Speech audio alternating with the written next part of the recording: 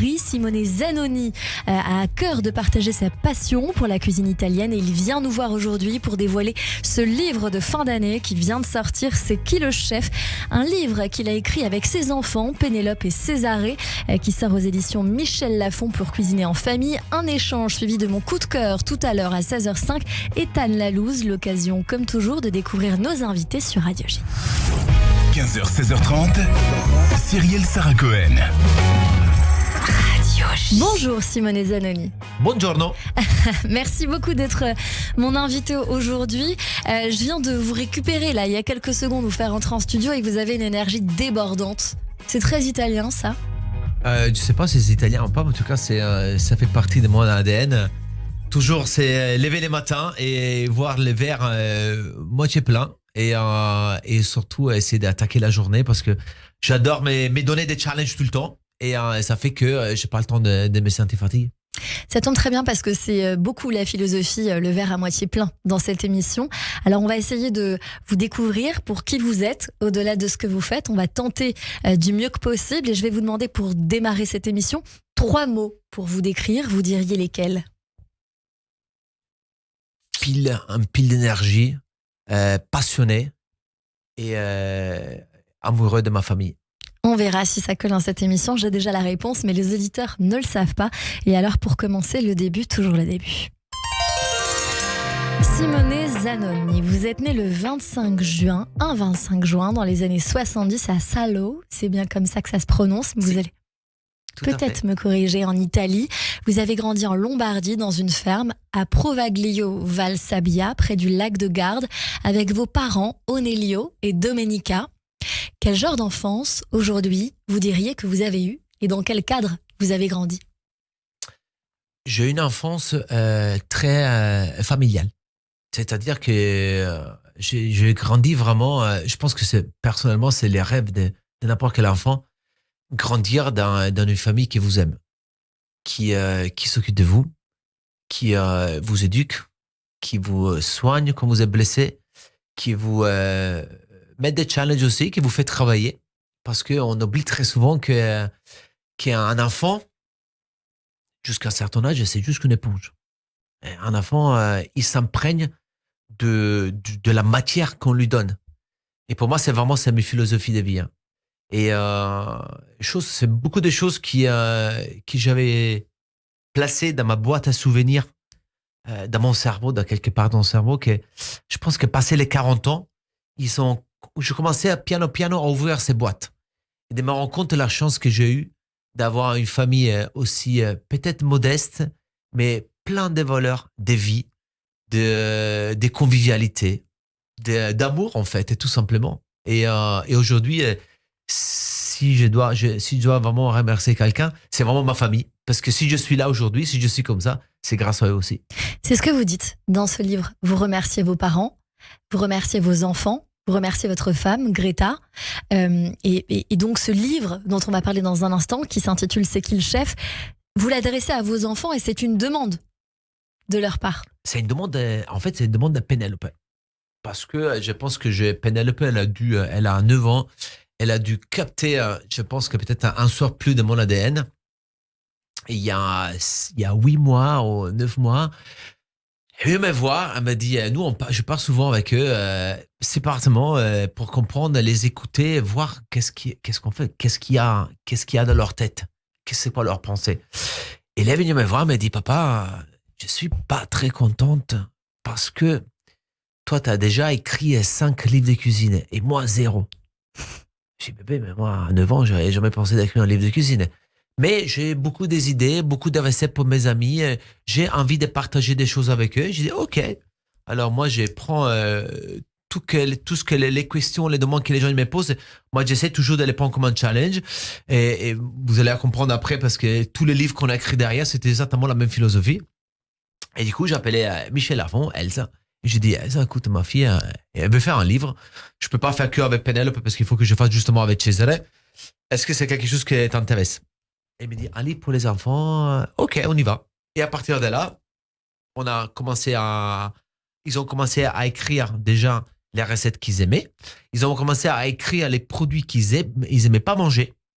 Parce que du coup, c'était moi, à ce moment-là, sous pression pour aller à trouver une recette qui est adaptée à des choux de Bruxelles, à des choses qui sont pour les légumes, principalement. Les légumes verts, les brocolis, les choses vraiment qui, eux, chaque fois qu'ils ont un légume qui leur plaît pas, c'est parce qu'ils l'ont goûté peut-être à la cantine. Certaines façons à cuisiner, vous savez, les cantines aujourd'hui, elles sont énormément changées depuis quelques années parce qu'aujourd'hui, on joue énormément la sécurité. En fait, on nourrit un enfant aujourd'hui, malheureusement, comme on nourrit un patient dans l'hôpital. On prend zéro risque. Pourquoi ? Parce que du coup, on sait les conséquences. S'il y a un accident alimentaire, voilà. Alors, du coup, tout est stabilisé. On a mis un peu les goûts à côté dans l'école pour justement mettre en avant la sécurité alimentaire. Fait que les épinards, c'est pas les mêmes épinards que Simone fait à la maison.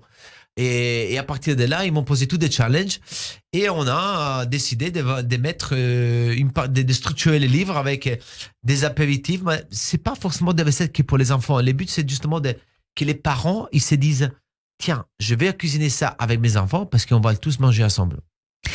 Eh bien, on voit que vous avez été, que vous initiez en tout cas vos enfants à la cuisine, sans doute comme vous l'avez été très tôt. De quelle manière ?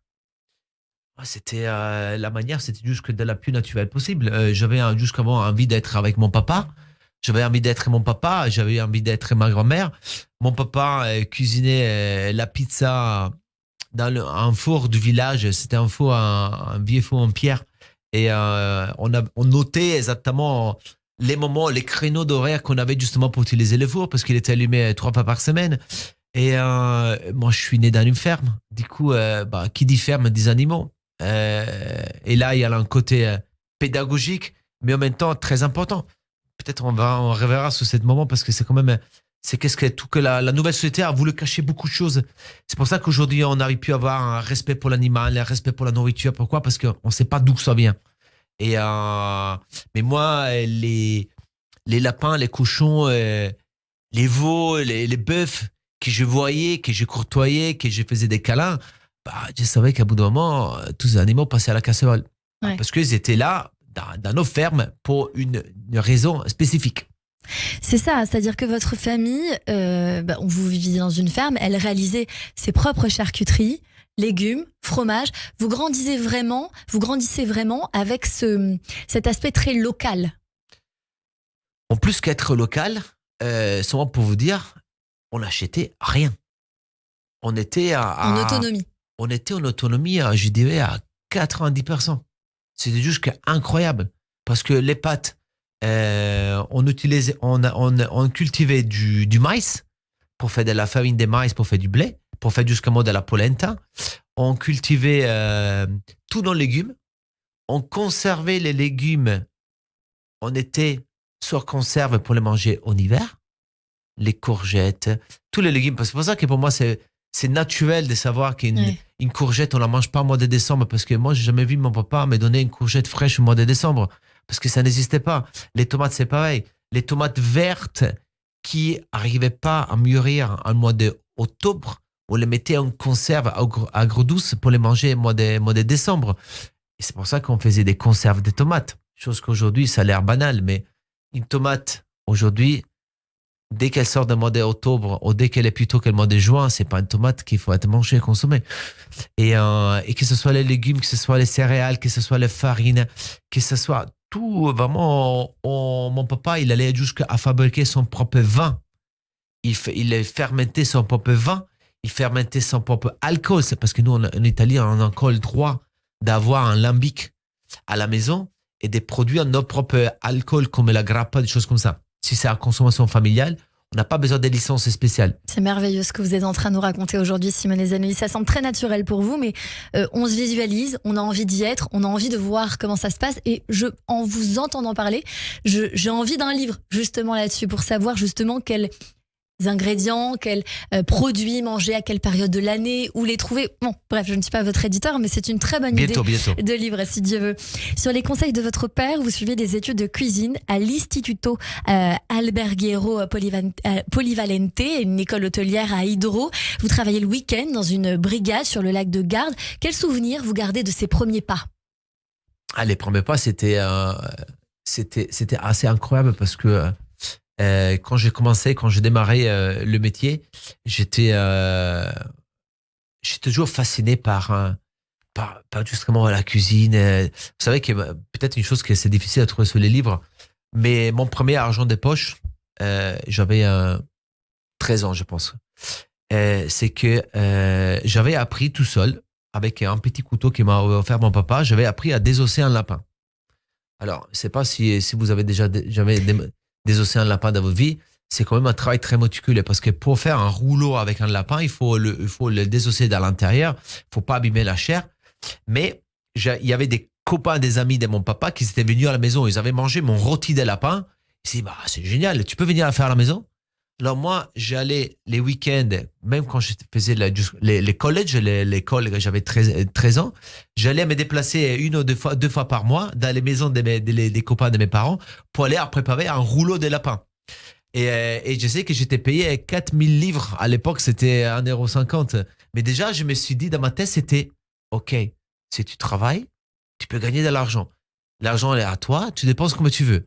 Incroyable. Et c'est pour ça que justement, quand j'ai commencé mes études, j'ai décidé d'aller à travailler tout de suite parce que dans ma tête, j'avais déjà un mindset. Ouais. Et très important, tu travailles, tu fais quelque chose, tu as la chance de faire quelque chose qui te plaît, tu es rémunéré pour. Et moi, déjà, j'avais toujours besoin d'avoir ce sentiment d'indépendance et de ne pas peser pas sous la fragilité, mais sous l'économie de ma famille. Parce que déjà, eux, ils investissaient dans la maison, ils avaient acheté une grande maison, ils avaient déjà fait beaucoup pour nous.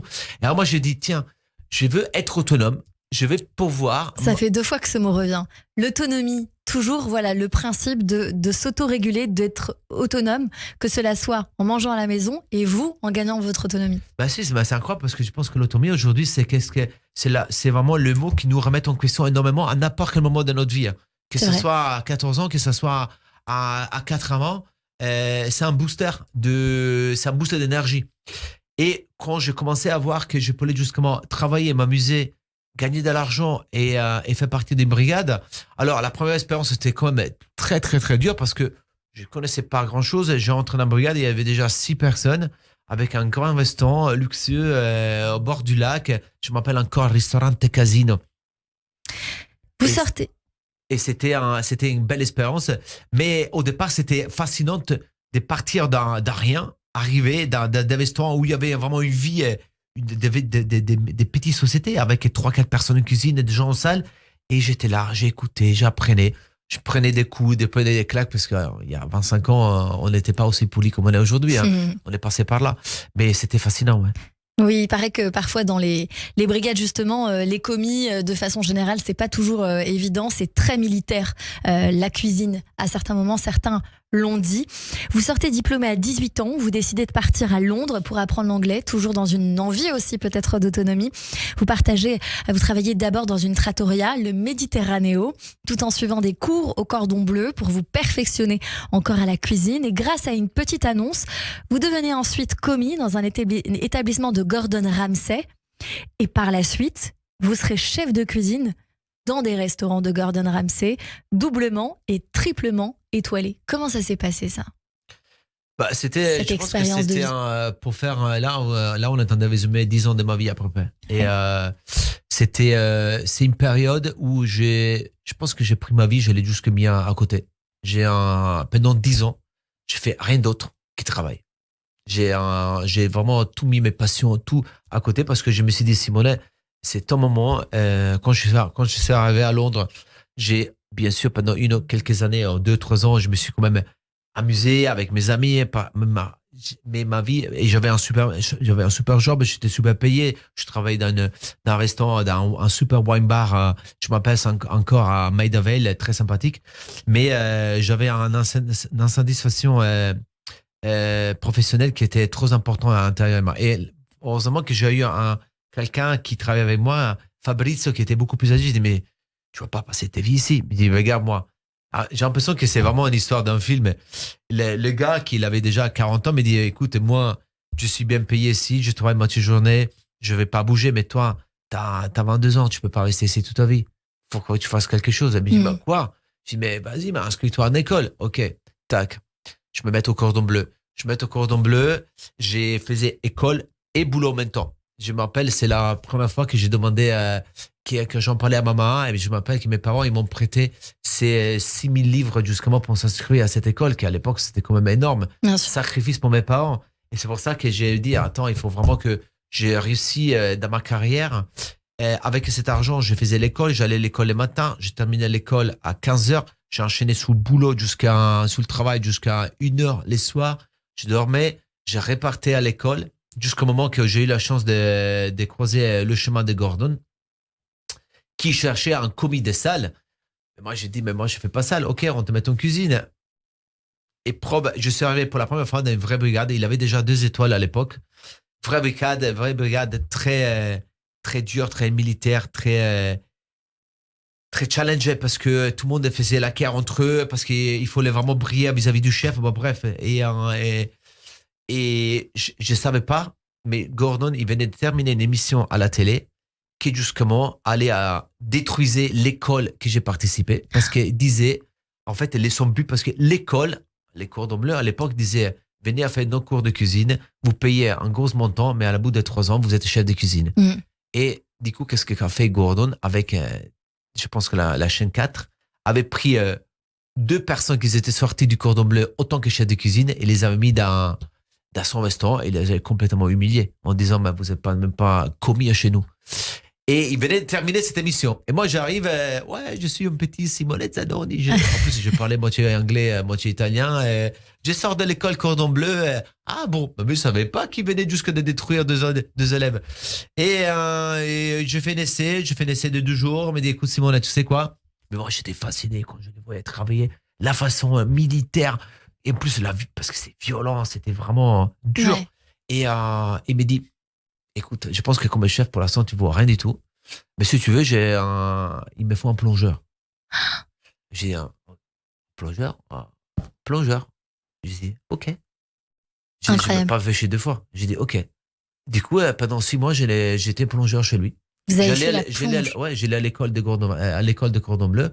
J'ai terminé là, c'était déjà encore plus dur parce que j'ai terminé à 2h la nuit. Je me réveillais à 8h le matin, j'étais déjà à l'école. Je dormais devant la classe parce que j'avais pas le temps. Après, je faisais mon épreuve, justement, et je retournais jusqu'au moment que j'ai décidé, j'arrivais plus à tenir les 2 parce que, plus j'ai seul étranger dans une cuisine, un peu d'éboulisme, vous connaissez, nettoyer les escaliers avec la brosse à dents à 3h le matin. Bon, bref, je suis passé par là. Jusqu'au moment où je me dis, OK, il faut abandonner quelque chose parce que là, j'arrive plus. Et j'ai abandonné l'école. Et j'ai dit à mes parents, papa, maman, regardez, je suis vraiment désolé, je vais pas avoir mon diplôme, mais je suis obligé à faire un choix. Et je sens que lui me peut amener dans quelque part. Et à partir de là, j'ai laissé l'école. Et aujourd'hui, il y a quelques temps, j'avais vu aussi des profs qui étaient avec moi, qui m'ont appelé, m'ont dit, écoute, tu sais quoi, on est désolé que tu abandonnes l'école, mais on est fiers de ce que tu es devenu. Mais c'est surréaliste quand on vous entend, Simone Zanoni, quand on voit en effet ce que vous êtes devenu, parce que par la suite, Gordon Ramsay va vous faire votre expérience totalement. Vous allez travailler dans plusieurs de ces restaurants, Aubergine à Londres, même vous avez travaillé comme sous-chef dans le restaurant Amaryllis, Petrus, Le Claridge. Vous avez travaillé ensuite en tant que complètement chef dans le restaurant Le Trianon Palace à Versailles. Et aujourd'hui, vous êtes complètement chef depuis septembre 2016 au restaurant Le Georges, un des restaurants de l'hôtel Georges V, qui a une étoile, qui est un des plus prestigieux. C'est assez fou quand on regarde en arrière et qu'on regarde maintenant. Quel regard vous avez sur ça? J'ai un regard assez cool parce que je ne suis pas quelqu'un qui se pose 1 milliard de questions sur le quoi, pourquoi. Je suis vraiment quelqu'un qui croit dans le destin. Et dans les occasions. Il en est question. Et dans les occasions qui arrivent dans la vie. Alors, parfois, c'est des occasions positives, parfois, c'est des occasions. Moi, je suis toujours dit, c'était à une époque que j'étais le chef de cuisine du Gordon Ramsay à Londres, les 3 étoiles. J'étais devenu chef à 27 ans. 27 ans, tenir une brigade de 16 personnes, sachant que la moitié des gens qui étaient dans la brigade étaient plus âgés que moi. Et là, il fallait vraiment sortir les dents. C'était vraiment un époque dur. Pour te dire, c'était vraiment l'époque que j'avais mis vraiment ma vie à côté. Je commençais à travailler à 6h45 le matin. Je terminais à 1h. Je travaillais à 17 et 18 heures par jour. Et les samedis, j'ai travaillé encore parce que je faisais des émissions avec Gordon. C'est-à-dire que j'avais pas vie. Ma femme, ma femme Greta, qui est venue à Londres dans les dernières 2 années, il ne croyait pas, mais il disait, mais tous les jours, il me dit, mais t'es débile, tu peux pas, comment physiquement tu peux dormir à 3h30 par nuit et travailler à 17h. Après, j'étais tellement pris dans mon rôle, c'était vraiment quelque chose à faire, mais à bout de 3 ans, j'étais quand même assez épuisé, et c'est pour ça qu'il y a eu l'expérience de Trianon et après le chef de cuisine. Et donc ça paye, le travail paye. On continue à parler avec vous dans cette émission. Simone Zanoni pour votre livre C'est qui le chef aux éditions Michel Lafon. Dans un instant, nos chroniqueurs nous rejoignent, mais tout de suite le rappel des titres sur Radio J. 15h, 16h30, Cyrielle Sarah Cohen. Radio J.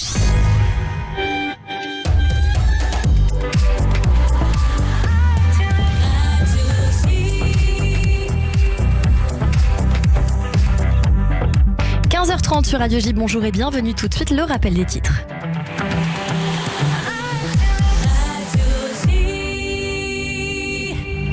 Bonjour Ethanit. Bonjour à tous. 68e jour de guerre en Israël et Tsahal confirme avoir frappé des sites du Hezbollah dans le sud du Liban en réponse aux tirs de roquettes sur le nord du pays exécutés plus tôt, notamment sur la localité de Rosh Hanikra. Une opération antiterroriste entamée il y a une trentaine d'heures en Judée-Samarie est toujours en cours. 17 Palestiniens ont dans ce contexte été arrêtés, dont 7 liés au Hamas. 115, c'est le nombre de soldats tués dans la bande de Gaza depuis le début de l'offensive contre le Hamas. Parmi eux, 13 ont été tués par des tirs amis et 7 sont morts dans des circonstances accidentelles. 2 missiles tirés par les houthis du Yémen ont visé un pétrolier commercial entre la mer Rouge et le golfe d'Aden ce matin. Un navire de guerre américain a également été la cible d'un drone qui a été abattu. Prenant le relais du Conseil de sécurité paralysé, l'Assemblée générale des Nations Unies a voté hier à une écrasante majorité un cessez-le-feu humanitaire immédiat à Gaza. Un texte non contraignant qui veut toutefois mettre la pression sur Israël et son allié américain. Washington et Londres prennent de nouvelles sanctions contre des responsables du Hamas. Objectif, bloquer le financement de l'organisation terroriste. Enfin, les renseignements allemands seraient impliqués dans des négociations pour un nouvel accord de libération d'otages entre Israël et le Hamas. Une information contredite par des sources haut placées qui se sont confiées à Haaretz. Selon elle, il n'y aurait que des discussions préliminaires pour déterminer si les deux parties sont bien disposées à discuter.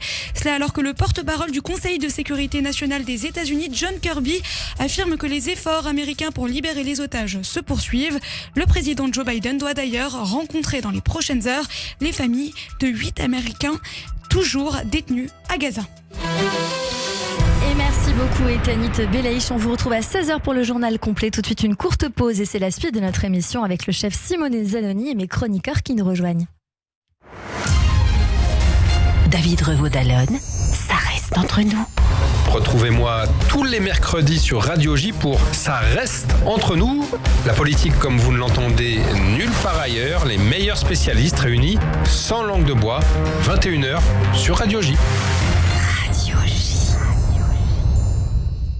Une roupa face à la mer. Mazel Tov. Le Royal Pullman Cannes Mandelieu, un hôtel les pieds dans l'eau avec ses 212 chambres et suites, vous propose des espaces modulables pouvant accueillir jusqu'à 500 personnes. C'est l'adresse idéale pour vos mariages, bar mitzvah, fêtes religieuses ou événements professionnels. Privatisation de la totalité ou d'une partie de l'hôtel avec la possibilité d'un traiteur cashier. L'hôtel Royal Pullman Cannes Mandelieu. 06 21 31 34 64. 06 21 31 34 64. royalsignature.fr.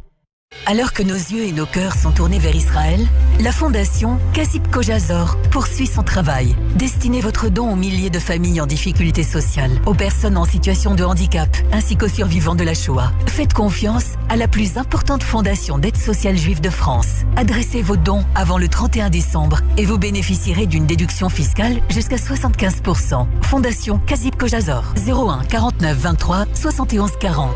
01 49 23 71 40.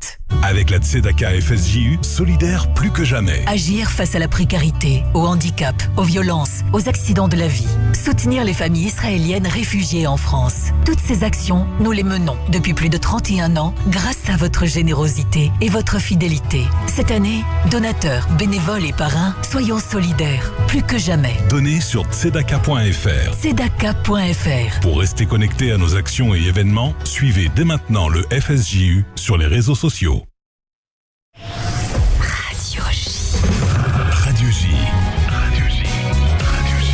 15h, 16h30. Cyrielle Sarah Cohen. De retour sur l'antenne de Radio J. Merci de passer votre après-midi avec nous jusqu'à 16h30 avec mon invité aujourd'hui, Simone Zanoni, pour le livre C'est qui le chef, sorti aux éditions Michel Lafon. Et nous parlions de là où vous travaillez, chère Simone Zanoni. Je suis venue dîner, je vous le disais tout à l'heure, moi-même, à l'hôtel Georges V il y a quelques semaines. J'avoue avoir été totalement bluffée par le menu, même en ne mangeant pas de la viande.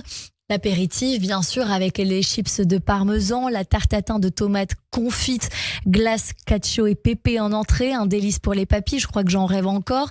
Les tortellini, cacio et pépé également avec le pain tressé, incroyable. Et alors le dessert, si je peux me permettre, la torta di mele caramélisée à partager, glace à la vanille à partager au minimum pour 4 personnes, soyons francs. Ou pas. Ou pas, c'est vrai, mais alors c'est costaud, c'est excellent. Et puis le semi-freddo al pistachio, les herbes de mon jardin sorties aux agrumes, c'est un régal. Et je me permets de vous dire, pour le savoir, que malgré le luxe, vous avez réussi non seulement à garder vos valeurs, mais à les conserver au sein même de ce restaurant. Très important pour moi parce que en fait, quand Simone est arrivé au Georges V, Simone n'a pas changé sa philosophie. C'est les Georges V qui a s'adapté à Simone. Parce que je voulais justement un lieu pour pouvoir m'exprimer, mais en façon beaucoup plus conviviale, qui est un hôtel, s'est exprimé pas avant. Et avant, on était toujours dans le luxe un peu gandé. Je m'appelle, quand j'étais arrivé en France en 2008 ou 2009, et j'avais fait mon premier dîner dans un palace parisien, je ne veux pas nommer des palaces, mais et je me dis, j'étais sorti que j'étais très déçu.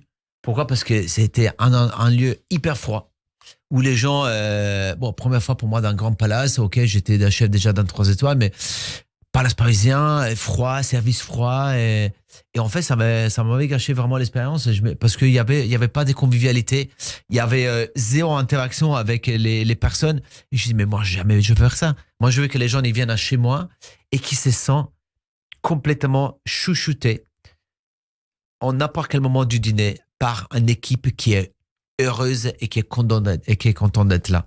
Et ça se sent, et on sent aussi qu'ils savent de quoi ils parlent. Et ça, c'est aussi une valeur ajoutée très importante. Aujourd'hui, le service est de moins en moins bon un peu partout. Dans ce restaurant-là, on est totalement accompagné, on est à l'aise, on est bien, on est comme à la maison. C'est ce que j'ai dit moi en venant. C'est très agréable, il y a des miroirs partout, c'est épuré, à la fois c'est très convivial.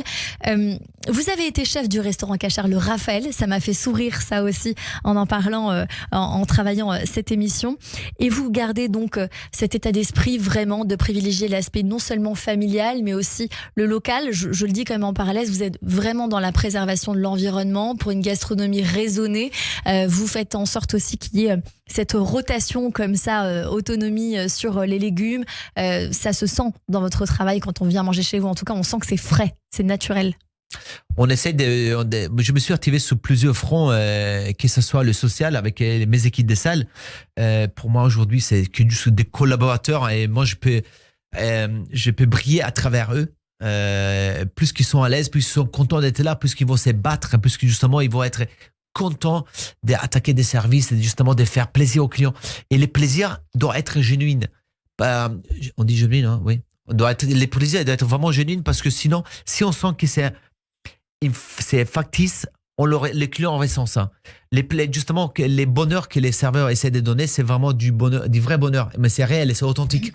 Ça, c'est très important. Et 2, à côté, on a mis en place tout ce justement que j'ai appris quand j'étais petit. Les légumes locaux, les potagers, les expériences de potager, le fait qu'on n'utilise plus des bouteilles en eau. Il y a beaucoup d'aspects justement responsables beaucoup de choses responsables qu'on a mis en place pour vraiment adapter les restaurants à mon être. Vous avez parlé de famille il y a quelques secondes. Au quotidien, avec votre femme Greta et vos 2 enfants, Pénélope et Césarée, vous proposez sur les réseaux sociaux, avec vos meilleures recettes, sur votre page Zanoni en cuisine, votre slogan c'est Bomba Atomica. On l'entend à chaque fois à plusieurs reprises. Vous avez aussi lancé un site de vente de produits italiens, Casa Zanoni, et publié 5 livres, dont ce dernier, C'est qui le chef, aux éditions Michel Lafon. C'est un livre que vous partagez, que vous avez écrit avec vos enfants, qui concerne petits et grands. Alors, vous m'avez posé la question tout à l'heure, Simone Zanoni, le livre est merveilleux. Merci. Tout à fait sincèrement, aux éditions Michel Lafon. Beaucoup de photos, on le ressent totalement ce que vous êtes en train de nous dire, cet aspect extrêmement convivial, chaleureux. Il y a beaucoup d'amour dans ce livre, franchement. Les photos sont de Jean-Claude Amiel, bravo, parce que c'est magnifique, ça transpire l'amour. Les illustrations de Claire-Sophie Lozia, c'est un livre très clair, on sent que c'est des choses simples, mais que vous faites extrêmement bien, avec amour, c'est plus élaboré, ça donne envie, chaque page donne envie de dévorer ce qu'il y a dedans. Et il a été écrit, je crois, avec justement beaucoup d'amour. Il était écrit avec beaucoup d'amour, avec beaucoup de... En tout cas, on s'est vraiment, vraiment amusé avec les enfants. Même Jean-Claude, quand on a shooté les livres, il revenait pas à voir mes enfants être concentrés pendant 6 heures, 7 heures, à shooter 8 ou 9 recettes par jour. Il disait, mais Simone, mais moi, même en adulte, j'avais pas regardé. Ils avaient vraiment cette envie de faire ce livre avec moi, d'étudier les recettes, de les créer, de les goûter derrière. Et il n'y a pas beaucoup de choses factices dans ces livres. C'est vraiment, il n'y a que de l'honnêteté dedans. Mais ça se sent, honnêtement, quand on a le livre entre les mains, déjà il est très beau, ça transpire. Et puisque c'est avec vos enfants et que vous avez accompagné vos enfants comme vous l'avez été avec vos parents, vos grands-parents, j'ai envie de vous demander, est-ce qu'il y a un âge pour cuisiner et pour apprendre à cuisiner? Non, il n'y a pas d'âge. En fait, on peut apprendre à cuisiner à 3 ans, comme ils ont fait chez Penelope. Tout le monde est choqué par le fait que Penelope elle a un couteau à 25 cm dans les mains. Savoir que Penelope elle a commencé à travailler avec un couteau à l'âge de 2 ans et demi. Et on peut se mettre à la cuisine même à 70 ans. En fait, il n'y a pas d'âge. Il n'y a pas d'âge pour justement améliorer ou changer nos habitudes alimentaires. Il faut juste s'y mettre. On voit dans ce livre que la cuisine, c'est une passion qui rassemble toute la famille. Vous parlez des ustensiles à avoir absolument. Il y en a une trentaine. C'est des ustensiles obligatoires pour travailler. Vous parlez de pas à pas, comment découper un oignon, comment découper une pomme, séparer les blancs des jaunes, ce qui semble très simple, mais c'est tellement joliment écrit et c'est vrai que quand on regarde comment découper une pomme, franchement je ne le savais pas. Donc ce qui semble le plus simple en fait est tellement bien décrit que ça donne envie. C'est pour les petits et grands avec un large éventail de recettes qui sont ludiques, gourmandes, récréatives pour tous les moments de la journée. Oui, bien sûr, vous avez les moments de l'apéritivo, vous avez le petit déjeuner, healthy avec sans céréales achetées, mais avec justement des produits justement des saisons. On a la partie bien sûr des pâtes, on a l'apéritivo que c'est très important pour pouvoir exprimer ces moments conviviaux avec les enfants, les cocktails aussi, les cocktails pour les enfants, mais que ce soit les goûters de l'après-midi. N'importe quel moment du livre, vous aurez du plaisir, c'est du plaisir. Pizza à la poêle, gnocchi aux épinards, ça je pense que c'est vos enfants qui vous ont mis au défi. Les roses de courgettes, les cannolis au chocolat, les gaufres et notamment la gaufre de maman. J'ai envie de savoir si c'est la recette de votre femme ou de votre mère. Alors, c'est la recette de Greta. Et qui est vraiment, mais moi je l'ai adapté parce que du coup justement ma femme je l'ai modifié en salé aussi. On a fait des gaufres au parmesan qui sont incroyables avec un peu de technique, mais justement j'ai mis un peu de technique. Par exemple la technique c'est de mettre du parmesan dans le gaufrier avant de poser la pâte. Les parmesans vont croustiller. Du coup quand vous sortez vous avez ces parfums des parmesans rôtis avec ces gaufres croustillants, c'est incroyable. On vous entend, on a faim, Simone Zanoni. Il y a une recette brutti ma buoni, moche mais bon. C'est quoi? C'est vraiment les recettes des biscuits que faisait ma grand-mère. Brutti e buoni. Moche parce que justement pas joli à voir parce que ça ressemble à des cailloux, mais buoni parce qu'à l'intérieur on a des blancs d'œufs à neige, on a de la meringue, on a des noisettes. Ils sont tellement gourmands, tellement beaux. Je vous confirme, il y a une recette que je rêve de réaliser et qu'à chaque fois que je goûte en famille, généralement c'est une recette de famille, c'est le rouleau. D'ailleurs c'est sur toutes les photos, le rouleau des anges vous l'avez appelé.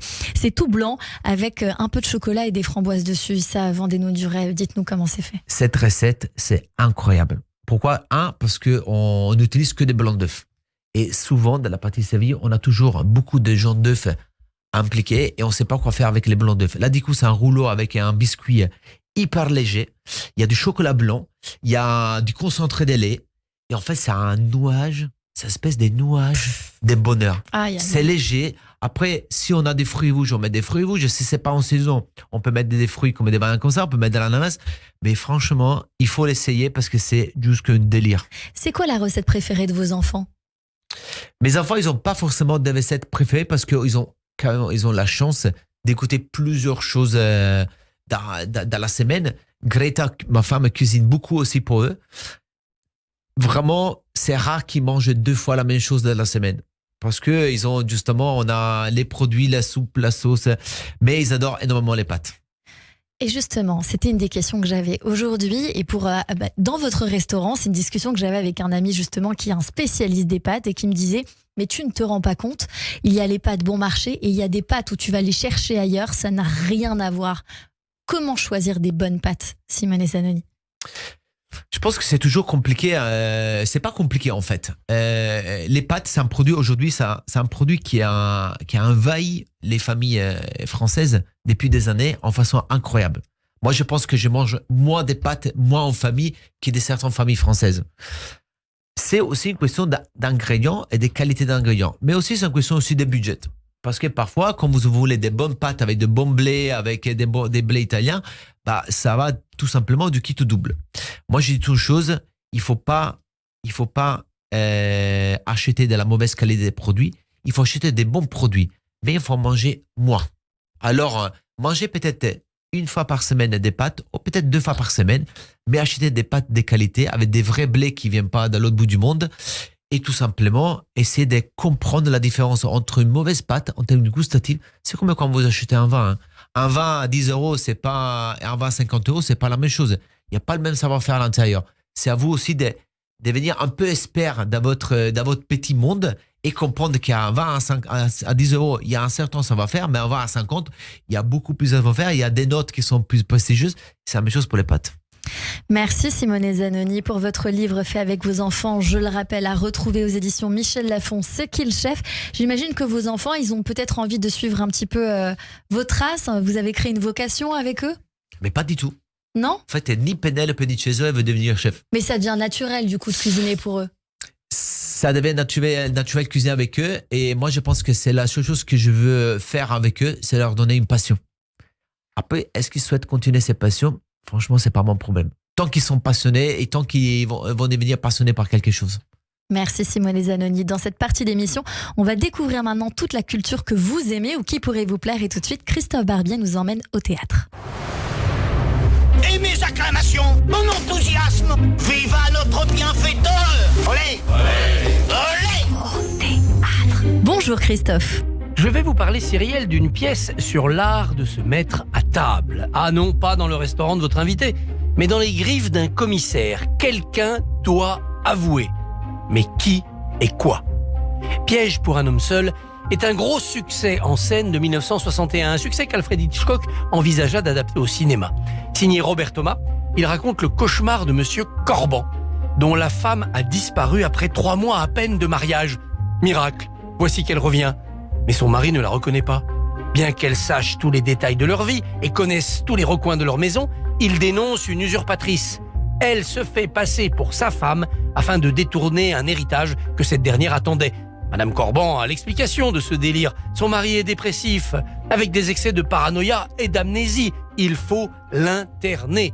On est à couteau tiré et ce n'est pas pour couper le rôti, plutôt les cheveux en 4. Chance! Arrive un de leurs témoins de mariage qui va pouvoir établir la vérité. Mais avant qu'il ne parle, la femme lui tire dessus. On retient son souffle tout au long de cette pièce, attendant de savoir si Monsieur Corban va arriver à démasquer sa fausse femme et son complice, un curé de village bien musclé. Quant au commissaire, serait-il plus malin qu'il n'en a l'air? Ce poulet ne se laissera pas mettre à la casserole. Au théâtre de la Michaudière, ce piège fonctionne à merveille, sauf qu'il se referme sur le public. On est en effet bombardé de doutes tout au long de l'intrigue. On ne sait plus qui croire. Fidèle à l'esthétique qu'il déploie depuis quelques années, Michel Faux tente de retrouver les décors d'antan, entre Grand Guignol, boulevard et vaudeville des années 50-60. Le décor accroît la perspective, les lumières sont crues, avec une rampe qui projette les ombres des personnages sur le fond du décor. Faux y ajoute un peu de jeu forcé, expressionniste. Le but n'est pas de sonner juste et réaliste, mais de saisir les spectateurs. Irritant l'an dernier dans la pièce Lorsque l'enfant paraît, le résultat est ici beaucoup plus satisfaisant. Car l'ambiance policière, la tension nerveuse de la pièce sont à l'unisson de l'excitation collective. Les nerfs sont à vif, et d'abord les nôtres. Est-elle ou non une mystificatrice, cette épouse revenante? À moins que... Bon, le trio formé par Michel Faux, le mari, Caterina Murino, la femme, et Régis Laspalès en Maigret des montagnes fonctionne à merveille. Caterina Murino notamment, en femme fatale, sang-froid et cœur en acier, salé et sucré, nous subjugue et nous désoriente, s'insère une seconde, Cupide la suivante. Vite, la pièce s'achève le 31 décembre, allez la voir, admirez comment on laisse mijoter les suspects pour retrouver la trace de la viande froide des cadavres. Et n'oubliez pas que dans les bonnes pièces, le public est toujours le dindon de la farce. Piège pour un seul homme. Merci beaucoup Christophe Barbier. Tout de suite, c'est la chronique Flashback avec Annabelle Guéraud. Radio J. 15h, 16h30, Cyrielle Sarah Cohen. Bonjour Annabelle. Bonjour Cyrielle, bonjour Simone. Buongiorno. Dans cette chronique, on va entrer dans votre univers culturel et parler d'artistes que vous appréciez. On va commencer en musique avec un groupe qui colle bien à votre personnalité, qui est dans l'énergie, le mouvement, la performance, la passion. On va parler d'ACDC, un groupe qui énergise. Écoutons ensemble un extrait de la chanson Rock Burst.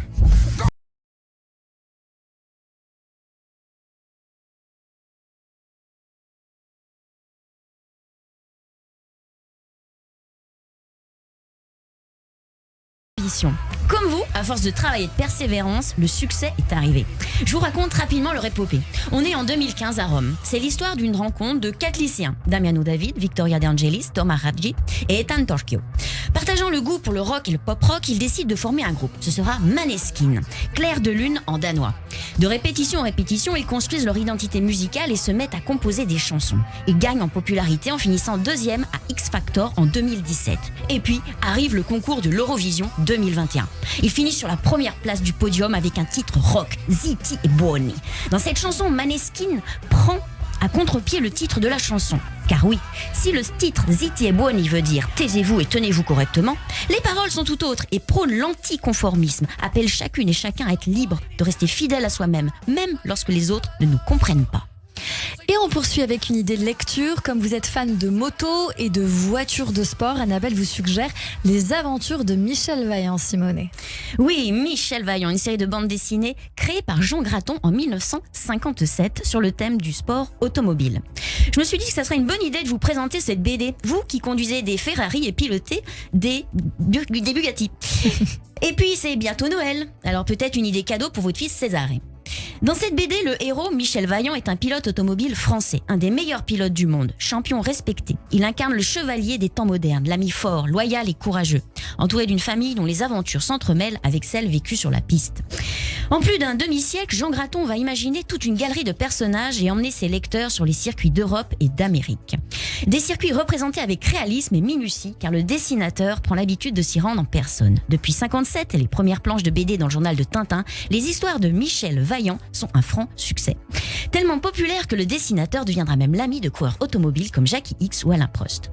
Michel Vaillant, c'est plus qu'une histoire en bande dessinée, c'est une histoire sur l'évolution de l'aventure automobile et c'est aussi une histoire de transmission de valeurs depuis maintenant 3 générations.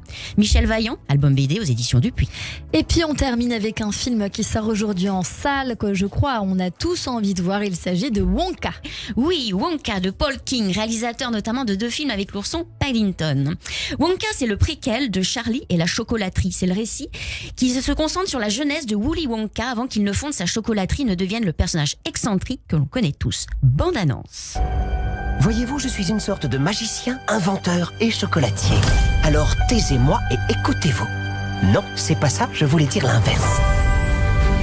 Monsieur Wonka, je vois que vous êtes un homme très ingénieux. Qu'est-ce que tu fais ? Je fabrique du chocolat, bien sûr. Tu l'aimes comment ? Noir, blanc, fondu, totalement givré ? Bien des gens sont venus ici pour vendre du chocolat. Tous ont été broyés par le cartel des chocolatiers. Il faut vendre du chocolat pour avoir une boutique. Et il faut avoir une boutique pour vendre du chocolat. Wonka, c'est un film qui nous fait plonger dans un monde coloré, sucré, enchanteur et musical. C'est un film musical, comme aime préciser son réalisateur. Wonka, c'est aussi une sacrée distribution d'acteurs. Timothée Chalamet pour interpréter le héros du film, et aussi Hugh Grant, Olivia Colman qui avait interprété Elizabeth II dans The Crown, et Rowan Atkinson, alias Mr Bean. Wonka, un film à découvrir dès aujourd'hui dans vos salles de cinéma. Un film, Simone, que vous aurez certainement plaisir à voir en famille. Merci beaucoup Annabelle Guiraud pour nous avoir fait voyager dans les goûts culturels de notre invité. Moi j'ai très envie d'aller voir ce film, Simone Zanoni. Je crois que c'est un film que vous avez envie de voir avec vos enfants, vous nous l'avez dit. Carrément, parce que en fait, pour vous dire, la première édition de l'original de Wonka, je pense que je l'ai regardé au moins 6 fois avec mes enfants. C'est tellement fascinant, on a tellement adoré. C'est vraiment les dimanches soirs. Nous, on aime beaucoup, dans tout qu'est-ce que c'est rétro. On adore vraiment que ce soit dans la musique et tout. Bon, mis à part Saint-Ton Groupe, mais trop hâte de voir les nouveaux, ouais. Eh ben écoutez, voilà, c'est lancé, c'est au cinéma dès aujourd'hui. Merci beaucoup Annabelle Guiraud pour cette jolie chronique. On revient dans un instant sur l'antenne de Radio J avec le coup de cœur. 10h30, Cyrielle Sarah Cohen. Vous écoutez le 15h-16h30 de Cyrielle Sarah Cohen avec le concours de l'Hôtel Royal Pullman Cannes-Mandelieu. L'adresse idéale pour vos mariages, bar mitzvah, fêtes religieuses ou événements professionnels. L'Hôtel Royal Pullman Cannes-Mandelieu. L'Esprit Riviera. 06 21 31 34 64. 06 21 31 34 64. Royalsignature.fr. Radio J, le 6-9, Ilana Ferradian. Tous les matins à 7h45 sur Radio J, Christophe Barbier. Je vous retrouve tous les matins dans le 6-9 d'Ilana Ferradian avec un invité politique chaque jour. C'est le Barbier du matin. C'est tous les jours à 7h45 sur Radio J. En ces temps de défis et d'urgence, les secouristes bénévoles du Magen David Adom se tiennent en première ligne, prêts à sauver des vies à chaque instant. Votre soutien fait la différence. Chaque don compte pour assurer des soins médicaux vitaux, des ambulances opérationnelles et l'espoir dans des moments difficiles. En cette fin d'année fiscale, faites un don au MDA. Nos secouristes comptent sur vous. mda-france.org ou appelez dès maintenant le 01 43 87 49 02. Magen David Adom France, association au service de la vie. Anna Fonters, journaliste au magazine Elle. Et si on s'écoutait? Si on apprenait à respirer, à se faire confiance, à prendre notre place? Le magazine Elle vous donne rendez-vous à l'événement Elle Active, jeudi 14 décembre, au Trianon Élysée-Montmartre à Paris, avec Lorraine Bastide, Marine L'Orphelin, Iseult et bien d'autres personnalités. Inscription gratuite sur active.l.fr. Radio J. Vous écoutez Radio J à Paris sur 94.8 en DAB+, et sur notre appli Radio J. Radio J.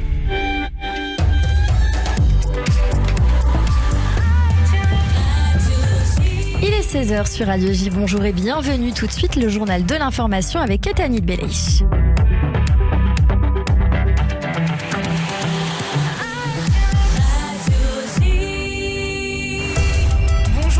Au 68e jour de guerre en Israël, Tsahal mène des opérations en Judée-Samarie.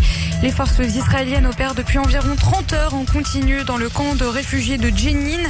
De nombreuses armes ont été saisies, 6 laboratoires de fabrication d'explosifs, plusieurs entrées de tunnels et 4 postes d'observation ont été détruits. Même à l'heure actuelle, l'activité se poursuit. Au total, plus de 400 bâtiments ont été fouillés et des centaines de suspects interrogés à travers toute la Judée-Samarie. 10 Palestiniens soupçonnés d'activités terroristes ont également été arrêtés, dont 7 liés au Hamas. Par ailleurs, du côté du front nord, Tsahal vient d'annoncer sur X avoir attaqué des cibles du Hezbollah à la frontière libanaise, en précisant que ces tirs répondaient à la détection d'obus tirés depuis le Liban. À Gaza, l'armée israélienne inonderait les tunnels du Hamas. Le président Joe Biden a refusé de répondre directement à une question concernant des informations selon lesquelles Israël aurait commencé à inonder avec de l'eau de mer les tunnels dans lesquels le Hamas cacherait les otages, des combattants et des munitions. Plusieurs médias américains citant des responsables anonymes du pays ont affirmé qu'Israël avait récemment commencé à pomper de l'eau de mer pour l'injecter dans le vaste labyrinthe de tunnels du Hamas, un processus qui pourrait prendre des semaines. Peu avant la prise de parole de Joe Biden, le premier ministre israélien déclarait en ligne apprécier le soutien américain à la destruction du Hamas. On écoute Benjamin Netanyahou. Après un échange intense avec le président Biden et son équipe, nous avons reçu un soutien total en faveur de l'incursion terrestre à Gaza et avons bloqué la pression internationale visant à mettre fin à la guerre. Oui, il y a un désaccord sur le lendemain du Hamas et j'espère que nous parviendrons également à un accord sur ce point. Je voudrais clarifier ma position. Je ne permettrai pas à Israël de répéter l'erreur d'Oslo. Après le grand sacrifice de nos civils et de nos soldats, je ne permettrai pas l'entrée à Gaza de ceux qui est du côté terrorisme, soutiennent le terrorisme et financent le terrorisme.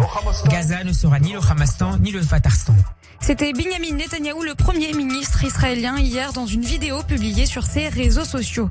Le conseiller américain à la sécurité nationale, Jake Sullivan, se rendra demain en Israël pour une visite de 2 jours. Il doit notamment rencontrer le premier ministre israélien, son cabinet de guerre et le président Yitzhak Herzog pour discuter des derniers développements de la guerre à Gaza. C'est alors que le président américain doit rencontrer dans les prochaines heures les familles de 8 otages américains détenus à Gaza. Washington toujours et Londres prennent de nouvelles sanctions contre des responsables du Hamas. Objectif, lutter contre le financement de l'organisation terroriste islamiste. Il s'agit du 4e train de sanctions décidé par les États-Unis depuis le début de la guerre lancée par le Hamas contre Israël le 7 octobre et le second pour Londres. À la COP28, les pays adoptent un compromis inédit sur les fossiles. Le nouveau projet d'accord de la conférence des Nations Unies pour le climat de Dubaï appelle les pays à transitionner hors des énergies fossiles et à accélérer l'action dans cette décennie cruciale pour atteindre la neutralité carbone en 2050. Le texte est la première décision d'une conférence climatique de l'ONU à traiter du sort de toutes les énergies fossiles, pétrole, gaz et charbon. En revanche, il ne réintroduit pas le terme de sortie réclamé par les pays plus ambitieux mais refusé par des pays producteurs tels que l'Arabie Saoudite. En France, la première ministre reçoit les Républicains et les centristes pour tenter de trouver un accord sur le projet de loi immigration. Après le vote d'une motion de rejet lundi, le gouvernement s'est mis en quête d'un compromis avec la droite pour tenter de sauver son projet de loi, notamment via une commission mixte paritaire qui se réunira lundi prochain à 17h. Pour le porte-parole du gouvernement, le dossier ne doit pas être mis de côté jusqu'en janvier. On écoute Olivier Véran. On a plutôt intérêt à aller vite, mais nous on veut encore une fois garder l'unité de la majorité. Et moi j'ai connu sous le mandat Hollande, les frondeurs, etc. Pas de ça chez nous. Il manque pas de voix chez nous. On est unis. Et ça, on veut le conserver. On veut être toujours dans cette logique du dépassement politique. Ça veut dire qu'on vienne de la gauche, qu'on vienne de la droite, on est capable de trouver un noyau, un socle commun qui s'appelle l'intérêt général et qu'on le suive.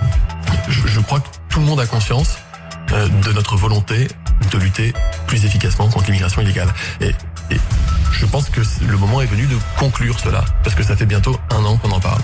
Olivier Véran, le porte-parole du gouvernement, ce matin au micro de LCI, et noté que la députée de la France Insoumise, Mathilde Panot, a saisi la justice pour des faits de corruption d'élus par Gérald Darmanin suite à la publication d'un article par Libération.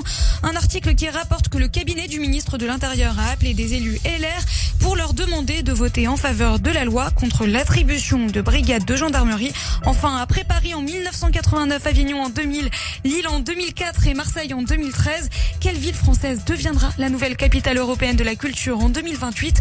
Bourges, Clermont-Ferrand, Montpellier ou encore Rouen sont en lice et obtiendront une réponse ce soir. Toutes ont signé leur candidature, ont soigné leur candidature pour bénéficier des importantes retombées économiques et touristiques liées à ce dispositif. Et merci beaucoup Etani Belaïch. On vous retrouve demain à partir de 14h en attendant une très courte pause. Et c'est la suite de notre émission avec mon invité Simone Zanoni et mon coup de cœur sur Radio J. Radio J. Bonjour, c'est Lise Gutmann. Le 10-11, Lise Gutmann. Ravie de vous retrouver tous les matins au programme Judaïsme, divertissement, communauté. Radio J. Anna Fonters, journaliste au magazine Elle. Et si on s'écoutait? Si on apprenait à respirer, à se faire confiance, à prendre notre place? Le magazine Elle vous donne rendez-vous à l'événement Elle Active, jeudi 14 décembre, au Trianon Élysée-Montmartre à Paris, avec Lorraine Bastide, Marine L'Orphelin, Iseult et bien d'autres personnalités. Inscription gratuite sur active.l.fr.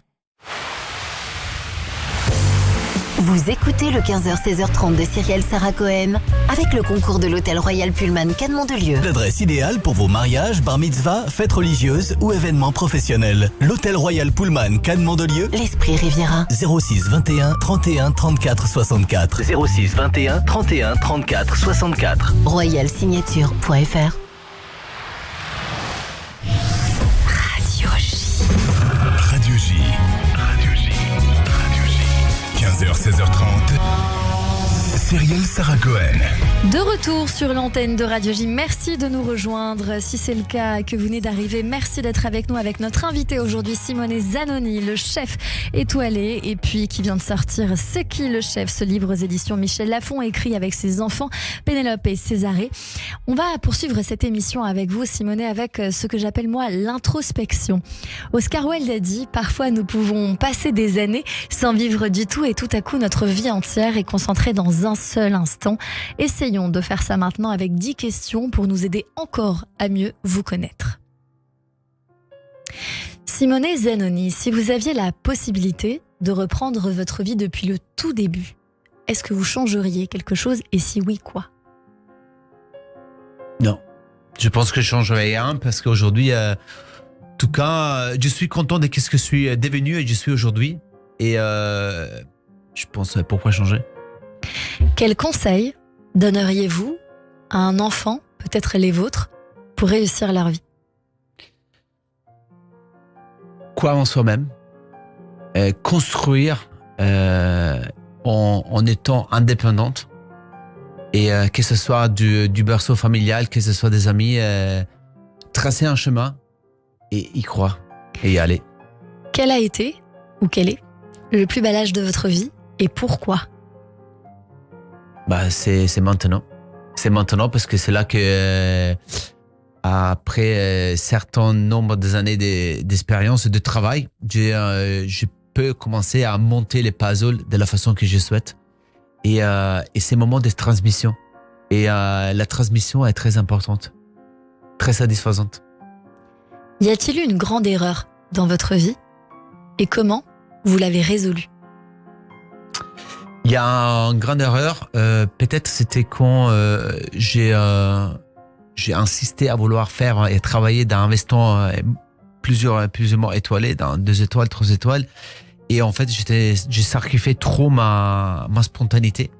Et jusqu'au moment que j'ai perdu ces étoiles. J'ai perdu une étoile et ça m'a mis une claque, je pense que la plus grosse claque de ma vie. Et ça m'a remis énormément en question. Et je suis content d'être passé par là parce qu'après, je dis, OK, maintenant, je veux être que le vrai Simone. Qu'aimeriez-vous faire, mais que vous ne faites peut-être pas encore ? Et peut-être encore, par peur d'être jugé ou pas ? La peur du jugement, je l'ai perdu il y a quelques années parce que je trouve que si on est jugé, bien ou mal, c'est parce qu'on s'occupe les choses. Alors, j'ai appris à séparer les mauvaises herbes et à les mettre à côté. Et j'ai pris beaucoup de recul. Et je trouve qu'aujourd'hui, c'est peut-être l'expérience qui parle, mais je suis content comme je suis et je suis content de continuer à l'avant. Quelle est la chose que vous avez fait cette année et dont vous allez vous souvenir, à votre avis, toute votre vie ? Cette année ? Oui.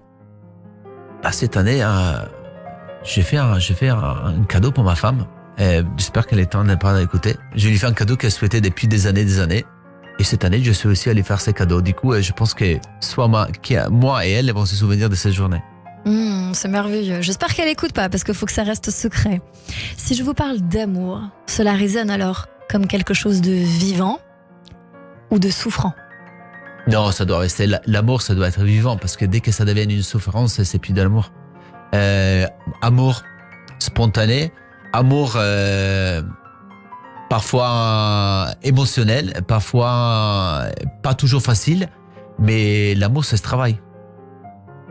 Si vous pouviez changer une seule chose, soit sur votre corps ou sur votre personnalité, ce serait quoi ?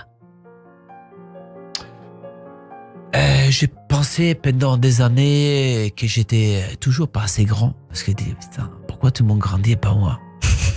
Et en fait, je me suis dit, je fais jusqu'à 1m72, mais je suis bien comme ça en fait. Je rentre bien dans les voitures du sport. Et personnellement, je suis content de comme je suis avec mes talents, mes défauts, mais beaucoup de défauts, mais en même temps qui font aussi la personne de Simone. Simone Zanoni, si vous étiez président de la République, quelle serait la première mesure que vous prendriez ? Moi, je serais une catastrophe. Parce que je sais pas faire... Moi, la première mesure que j'ai fait, c'est justement essayer d'être un peu plus réel dans certaines décisions qui doivent justement aider nos pays, parce que la France aujourd'hui c'est mon pays, à aller mieux. Surtout sur le monde quand on parle de restauration, quand on parle de nourrir les gens, quand on parle justement de mon univers à moi. Qu'aimeriez-vous que les gens retiennent de vous? Quelqu'un passionnant, généreux et amoureux de la vie. Merci beaucoup Simone Zanoni. On peut retrouver cette séquence en podcast sur le YouTube de Radio J, radioj.fr et sur toutes les plateformes de streaming. Tout de suite, c'est le coup de cœur sur Radio J. Radio J. 15h, 16h30, Cyrielle Sarah Cohen. Bonjour Ethan Lalouse. Bonjour Cyrielle, ça va ? Merci beaucoup d'être notre invité aujourd'hui sur l'antenne de Radio J. Vous êtes humoriste, vous êtes juif, né au Maroc, il y a 20 ans. Et vos amis disent souvent de vous ce que moi j'ai dit en voulant vous recevoir il y a quelques secondes, il est Hnin. Ouais, c'est un peu ça. Qu'est-ce que ça veut dire ? Hnin, c'est un mot en arabe qui veut dire gentil. Et c'est souvent utilisé de façon péjorative, je trouve. Moi, on m'a souvent dit comment tu trouves par exemple physiquement Ethan ? Il est Hnin. Donc vraiment, c'est des trucs des fois comme ça. Et je trouve que c'est un mot important et qu'on oublie trop souvent que la gentillesse, finalement, c'est une putain de qualité, en fait. Tu vois ? Donc voilà. Je suis bien d'accord avec vous. Hnin, c'est le nom de votre spectacle.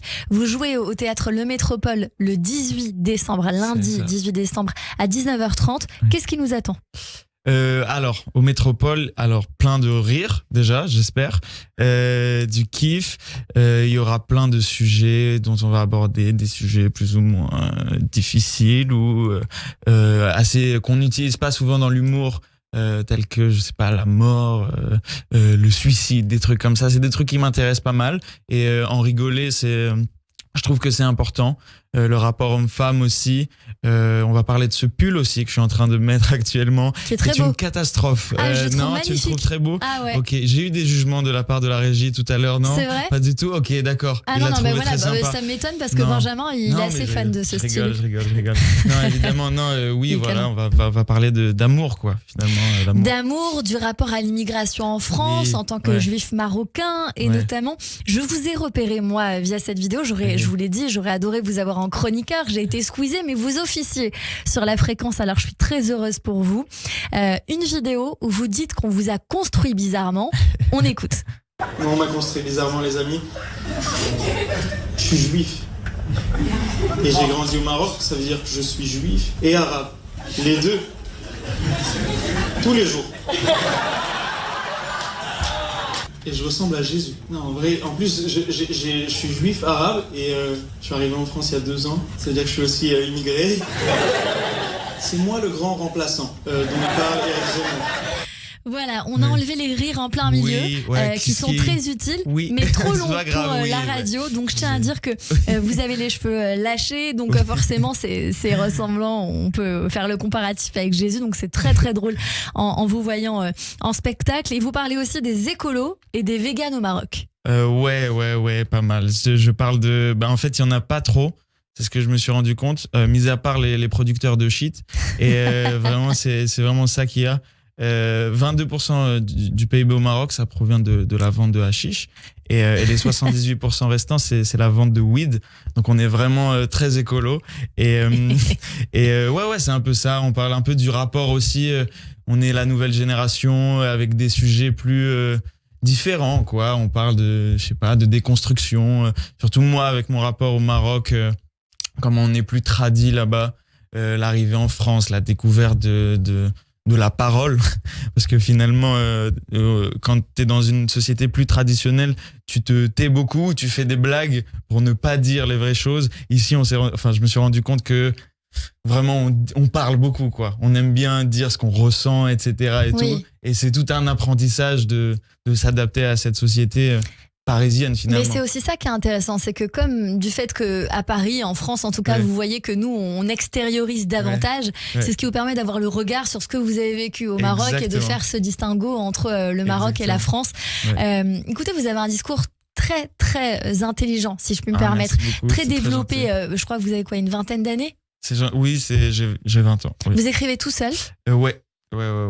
J'écris tout seul. C'est fort. C'est très fort. Beaucoup. Non, mais il y a un très beaucoup. très joli recul. Merci. Et puis parce que le sujet est touchy, mais que vous me l'avez envoyé, que je trouve très intéressant de le diffuser. Vous parlez du conflit israélo-palestinien sur scène, et j'ai envie qu'on écoute cette minute. Il y a un problème dans le conflit israélo-palestinien. C'est à qui a appartenu la terre en premier. Et si on revient avant ce qu'il y avait maintenant, il y avait le protectorat anglais. Avant le protectorat anglais, il y avait l'Empire ottoman. Avant l'Empire ottoman, il y avait l'Empire byzantin. Avant les Byzantins, il y avait les Romains. Avant les Romains, il y avait les Grecs. Avant les Grecs, il y avait les Babyloniens. Avant les Babyloniens, il y avait les Cananéens. Et avant les Cananéens, il y a un mec. Il est venu, il a fait ça. C'est chez moi. Et dès qu'il y a un débat, les Juifs sont en mode, ouais, c'est Abraham, le premier qui a mis les pieds sur cette terre. Et les musulmans, ils sont en mode, non, c'est Ibrahim.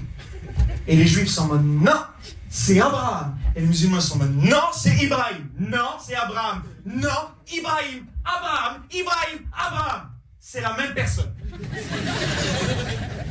Et c'est vérifiable. Si tu prends n'importe quel rabbin de France, avec sa barbe, tu lui enlèves sa moustache, c'est un imam. Voilà comment en une minute on peut peut-être résumer tous les éditorialistes, géopoliticiens qu'on a pu voir sur les chaînes de télévision depuis le 7 octobre en voulant expliquer les choses. Donc bravo, parce que c'est d'une grande intelligence, ça fait sourire, ça fait rire, il y a beaucoup de vérité et de réalité. J'ai très envie de venir vous voir. Alors je n'ai entendu et vu que des extraits, mais ça donne très envie. Et pour le dire, vous serez présent ce soir pour la 7e bougie avec le collectif 7 octobre. J'ai reçu le communiqué de presse, donc je trouvais bien de pouvoir en parler. C'est ce soir. Ça se passe au CEJ. Comment vous êtes arrivé sur cet événement, Ethan Lalouz? Écoute, on m'a contacté. On m'a dit qu'il voulait faire un plateau de stand-up pour peut-être un peu... mettre un peu de joie toute cette soirée. Nombreux, bien sûr. On est 5 et c'est vrai que c'est bon, on verra comment ça va se passer ce soir. Ça peut paraître compliqué, mais je pense que nous, notre essence en tant que peuple juif, c'est justement ça, cette autodérision, ce questionnement perpétuel qui fait que on est quand même assez intelligent en tant que peuple, quoi, et qu'on a réussi à transcender ici, voilà. et à transcender. Donc vous serez au théâtre Le Métropole le lundi 18 décembre à 19h30, et ce soir on vous retrouve. Le PAF, c'est 30 €, place limitée. Il y a un cocktail dînatoire, il y a Simon en showcase. Vous serez avec Fonzi, Alex Fredo et David Azria. Il y aura des goodies du collectif 7 octobre. Le PAF donc est de 30 €. Vous pouvez réserver sur billetweb.fr/Hanouka avec un seul N, 2 C et un H à la fin, parti avec un Y. C'est à partir de 20h au CEJ, au Centre européen du judaïsme. Grande soirée de Hanouka pour se réunir, rencontrer plusieurs personnalités aussi, pour célébrer cette 7e bougie de Hanouka, et puis le fait que ce collectif a œuvré sans relâche depuis 2 mois pour dire aux otages qu'il faut rentrer à la maison, en le souhaitant en tout cas. Merci beaucoup, Ethan Lalouz. Merci beaucoup, Ciel. Merci. Je rappelle votre spectacle Khnin au théâtre Le Métropole lundi 18 décembre. Vos réseaux sociaux, Ethan Lalouz. Alors c'est Ethan Lalouz, Ethan ETHANLALLZ sur TikTok, sur Insta. On vient vous retrouver rapidement, on vient vous voir. Merci beaucoup d'avoir été notre coup de cœur. Vous êtes le bienvenu quand vous voulez sur Radio J. Merci beaucoup. Radio J. 15h, 16h30, Cyrielle Sarah Cohen. Radio J. Radio J. Le portrait psychologique. Comme toujours à la fin de cette émission, Simone et Zanoni, on ne vous a pas oublié. On a pour habitude de débriefer ces minutes que nous avons passées ensemble. Et donc tout de suite, c'est votre portrait, créé, rédigé, élaboré par Sandy Boulanger. Bonjour Sandy. Bonjour Cyrielle, bonjour Simone et Zanoni. Eh bien, bienvenue parmi nous. Effectivement, nous avons un peu la voix rocailleuse, enfin surtout moi, il fait un petit peu frais. Tous. Mais vous nous avez quand même donné beaucoup de sunshine aujourd'hui, c'était très très beau. Vos 3 mots pour vous décrire aujourd'hui, c'était pile, électrique, passionné et amoureux de votre famille. Alors on va voir qu'on vous a bien retrouvé quand même tout au long de cette émission et de cette interview dans ces 3 mots-là, et bien plus encore. Alors le début, très propre et cher à Cyrielle, c'est l'enfance, c'est le commencement, et c'est le tremplin quand même souvent. Vous, votre tremplin, ça a été de vivre dans une famille aimante, mais aussi challengeante, vous nous avez dit. Alors, vous avez parlé de votre famille comme une famille modeste, mais tellement riche de valeurs, de convivialité et surtout d'amour. Donc oui, on retrouve encore toujours cet amour chez vous. C'est un peu comme si c'était, je sais pas, votre sang, votre lymphe ou quelque chose de fondateur en tout cas. Et puis, je crois que vos enfants, ils semblent avoir un peu ce côté challenge quand même aussi. Parce que votre fille de 9 ans, Pénélope, elle veut signer son premier livre maintenant. Tiens, la bichette. Et du coup, hop, vous faites en sorte que ça arrive et vous sortez un super livre où vous avez envie surtout de cuisiner ensemble. Ouais, parce que vous êtes vraiment un homme de lien, vous fédérez.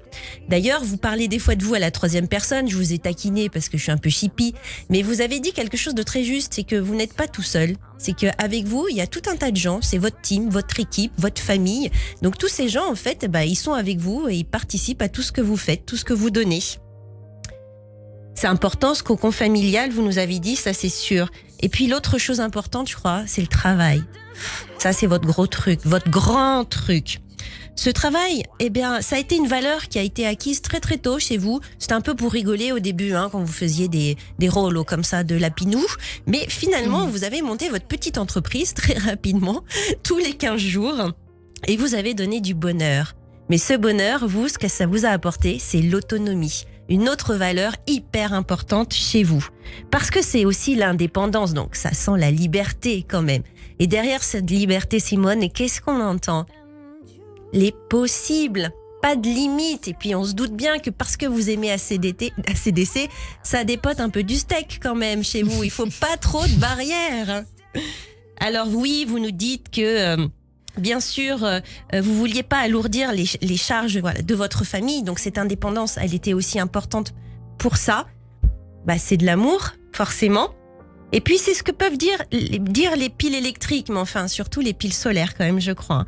Quand on parle de ça, de pas vouloir alourdir.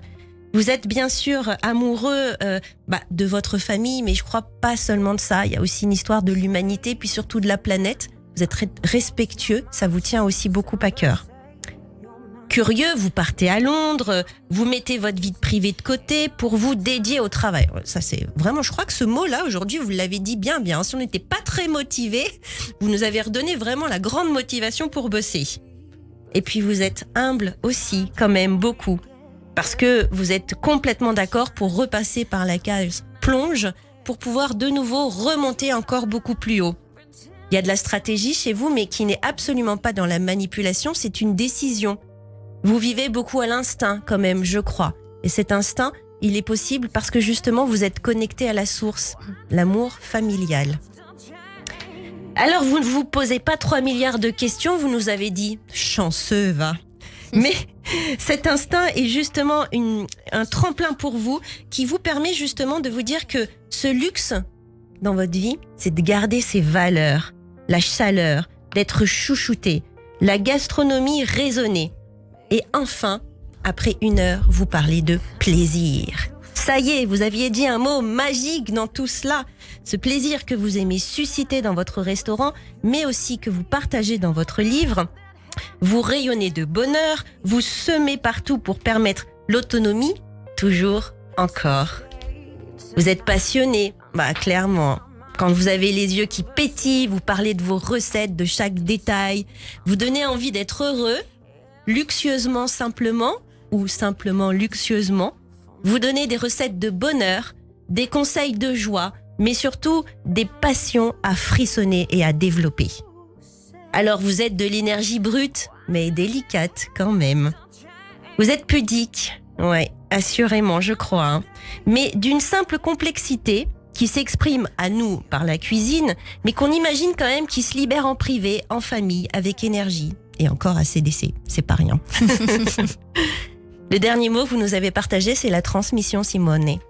Parce que c'est ce qu'on va laisser en fait, comme dernier message, quand on a passé cette vie-là. C'est quitte à être de passage, autant laisser une belle plage derrière soi, n'est-ce pas ? C'est toute la poésie que vous pouvez avoir justement dans votre côté un peu comme ça, simple et brut. Mais pas du tout. Alors l'amour, vous nous avez dit, ça se travaille. Foutu travail, hein. Ouais. Et ben le travail, c'est la vie, hein, on a bien compris. Hein. Et votre vie, elle est amour, elle est partage, elle est bonheur, elle est rigueur et elle est aussi transmission. J'ai envie de vous dire, Simone, message reçu, merci.